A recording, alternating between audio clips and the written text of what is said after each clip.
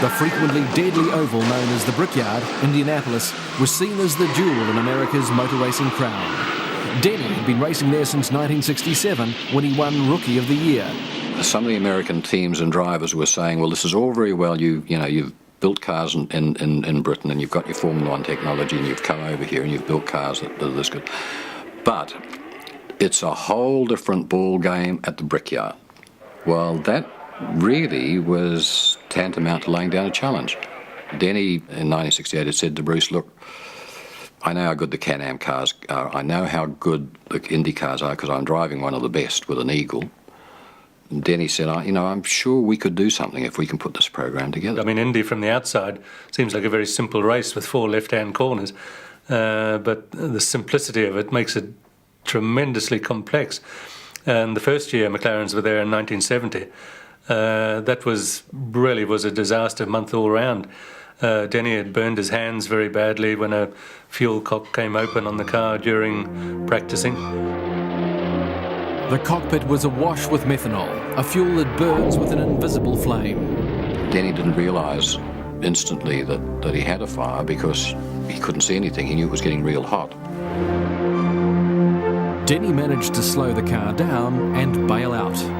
And when he went to stand up, he realised he'd forgotten that he was harnessed in, so he had to undo his buckle with his burning hands and then stand up and leap over onto the infield of the car, remembering that this great big wide tyre is waiting there to grab him. And Denny said the thing that really bothered him was he leapt out of the car and rolled around the ground, and he said they went straight to the car and forgot about him, determined to put the fire out in the car because they didn't realise that at that stage that Denny was burning and no one could see that he was. Eventually, obviously, some of the crews came over to him as well. It had burnt the end of his index finger on his left hand, and that piece of black charred bone remained there for, goodness, probably another 10 years,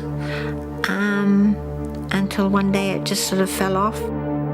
While Denny nursed his burns, Bruce returned to England to test next season's Can-Am car. Bruce went back to organise Denny's car to go over to the States. Just felt that he wanted to test the car, so let's take it out to Goodwood.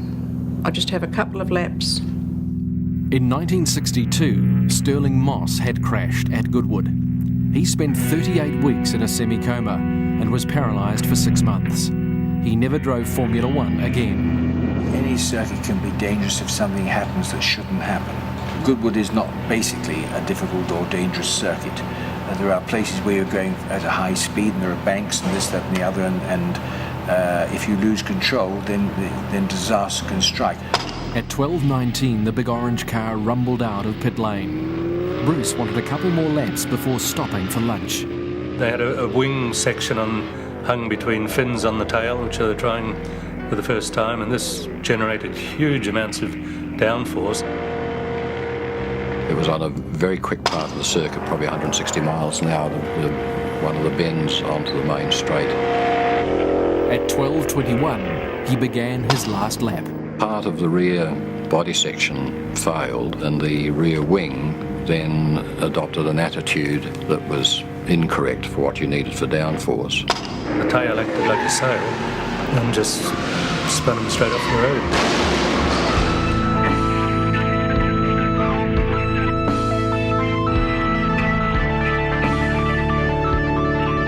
By 12:22, Bruce McLaren was dead.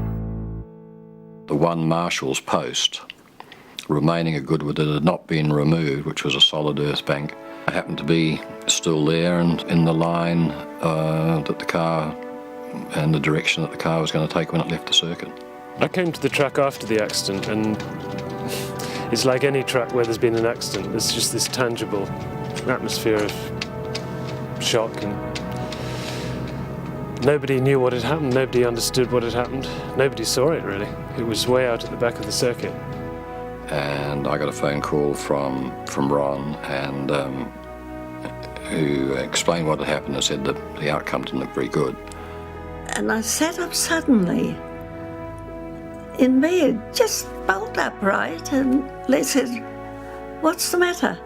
And I said, "I just feel a bit queer, that's all right." And then I lay down again, and about an hour after, Phil rang and told us. 6:30 in the morning, there was a knock on my front door.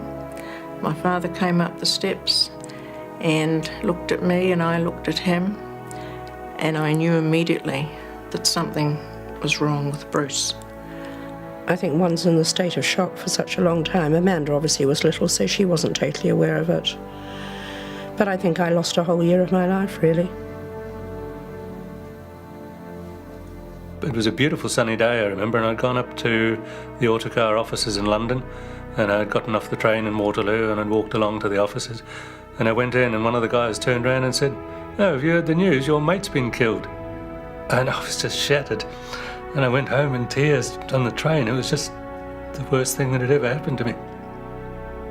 It was either 2 or 3 o'clock in the afternoon, and the leading item on the news on the hour was Bruce had died at Goodwood, and I remember stopping the car and just sort of standing there for about 5 minutes. I just couldn't believe it. We assembled all of the guys at the factory and explained to them, this was on the same day, late in the afternoon, and explained to them what had happened. Teddy and I said to all of the staff, tomorrow the shop is closed, nobody's expected to work.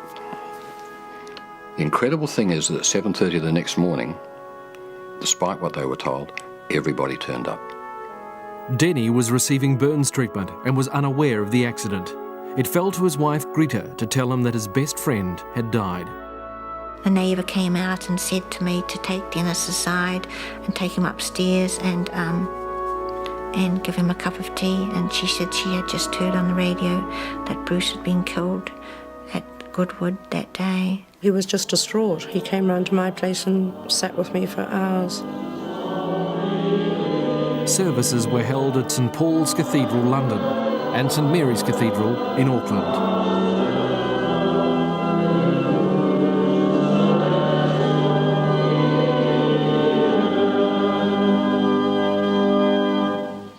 Bruce was buried at Waikumete Cemetery. Many believed that Team McLaren would die along with him. After Bruce's death, the big thing was to carry the team on. Denny wanted the team to continue, wanted to do it for Bruce, if you like. So winning a race, winning a championship, would be doing it in memory of his mate. He took upon himself the question of setting an example to the rest of the team that none of us were going to quit.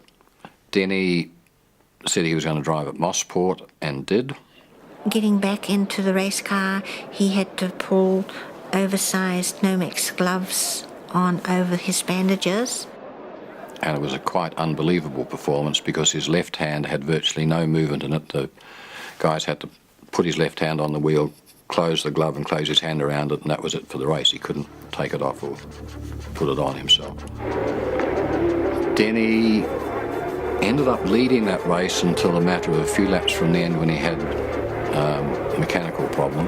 When he came in after driving for 2 hours in the Can-Am car, I recall, he just sat in the car while he just slowly etched the glove off. Nobody was allowed to touch him or help him, and he just slowly pulled the glove off, and off would come the dressings and everything, and we were back to just proud raw meat. The example of determination that he set as a result of competing in that race was just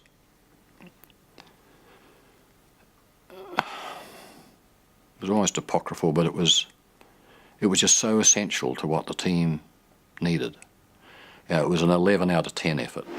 Hulme, the Can-Am champion 1968 and 70, averaged 123.7 miles an hour to win the Riverside event. With the death of Bruce, the American Peter Revson stepped in to drive in his place. The team has carried on with the same tradition. We still try to be first out onto the track. They are always looking immaculate, the cars. And they're still very cleverly designed. I'm sure just as Bruce would have wished. Later that year, Piers Courage and Jochen Rindt were killed in high-speed crashes. The cars had become too dangerous, and Denny was losing too many friends. He decided to act. He went round all the circuits the next year, being their advocate for safety, and advising the circuit owners what they could do to make things safer should any of the cars crash. By 1970, Chris Amon had quit Ferrari. I think very shortly after I left Ferrari, I actually regretted it, not from the results point of view, but from the fact that I suddenly thought, what the hell have I done leaving a team like this? And so you're moving to this organisation called March, I believe it is. Yes, this is a completely new company formed by a fellow called Robin Hurd, who in fact was with Bruce McLaren for 3 years as his chief designer. In the first of the two 26-lap heats, Amon went quickly into the lead. The brilliant new March racer is proving its worth.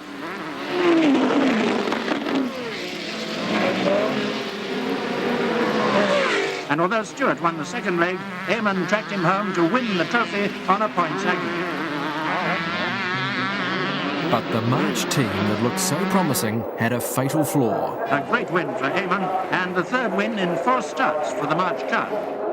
March were sort of teetering on the edge of bankruptcy, and I hadn't been paid for about 3/4 of the season. Matra made me a very good offer, so it was an easy decision. The French Matra car gave Chris a promising start to the season with a win in Argentina. As Chris Amon's luck would have it, that race did not count for championship points. Matra withdrew from Formula One in 1972, dashing perhaps his best chance for an elusive Formula One first-place points win. Just try and relax and, forget all the problems. In 1973, Chris's bad luck spiralled. After again signing with March, a misunderstanding led to his sacking. But I actually wrote them a letter when I was leaving to come out here for Christmas and said, please use your best endeavours to find some money. And they took that to mean that I'd actually signed for somebody else. So the next thing I heard on the radio out here that I'd been fired. After racing for uncompetitive teams in 1973, Chris decided to build his own car. It never performed very well at all.